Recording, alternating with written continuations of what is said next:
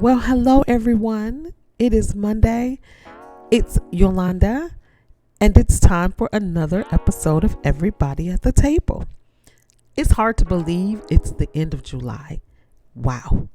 We are still in summer hiatus, which will be ending very shortly. Second week of August, where we'll have longer episodes, some interviews I've been recording, super exciting conversations I want to have with some really good voices on how we continue to create access for all. This week on Everybody at the Table, I want to share a short video reflection from a woman who witnessed a man bleeding on a public bus. Now, this is a little jarring, so prepare yourself, prepare your heart to hear and to listen. Please remain open. What was interesting about this encounter is that everyone on the bus ignored him simply because he looked unhoused. Her moment of pause, and then eventually her choice to engage, reminds us of our own quiet power. The power to see, the power to care, and the power to act. As we move through summer hiatus, this episode is a gentle check-in and a nudge. Let's not look away. Oftentimes, we hide behind our gated communities, our access-only lifestyles, and we can very easily dismiss those who are in need. Not everyone gets to choose the seat they're in, but we can choose to see each other and to care. Take a listen. I hope this opens your eyes. What have we all become? What have we all become? I literally was just on the bus.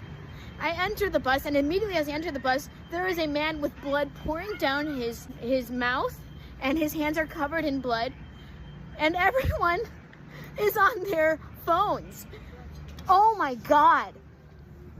Everyone is on their phones, completely ignoring this man who's actively bleeding, and I'm like, what's happening here? What's going on? He's an unhoused person, and so at first I was like, oh, maybe I should just leave him alone. Maybe I started to go into the same thought process of, oh, maybe he just needs to be by himself, and maybe there's something wrong with him. And I was like, Colette, do not do that. Do not do that. Freaking care. I was like, excuse me, do you need anything? And he's like, money. And I was like, I don't have my wallet. I literally have my phone. And he's like, okay, can I use your phone? I need to call someone. And I was like, yes, here, what's the number? And so then he starts calling, and I'm like, I don't want to pry, but I'm like, maybe I should ask, like, are you doing okay? What's going on with you? And I was like, did something happen? He's like, yeah, I got punched in the face. And I was like, I'm so sorry. I'm like, what happened? He's like, yeah, I saw a bag of like $3 worth of like empty cans, and so I picked it up, and I didn't know it was somebody else's, and so they reached out to me, and they just like, boom, were like, that's mine, and then socked me in my face. I was like, oh my God. I was like, and you could see him like start tearing up because we're humans, you know? And he's like, and I was like, I'm so sorry. And he's like, I'm like, what did you do? And he's like, yeah, I just walked away. I'm like, I'm not going to start a fight over $3 worth of a bag of cans, empty cans. And I was like, yeah, totally. There's blood all over him. And I was like, I was asking people, I don't have any napkins. I'm like, does anyone have any napkins? And so this other woman gave napkins, and then I put water on it, and I was like, here you go. And he's like, thank you. And he starts cleaning himself. And it's just like, y'all, this level of hyper independence and not caring about others is ridiculous. This is what's causing all of the issues that we're seeing, because we don't freaking care about each other. How can we become more human? How can we begin to get out of our little social bubbles and fear of interactions to be human? It's ridiculous. And I'm saying this to myself. It's not even to other people. It's to myself. I was staying there just watching him for 2 minutes before I actually woke up and was like, Colette, do something. We need to care for each other. It is the only way forward to creating this world that we want to see.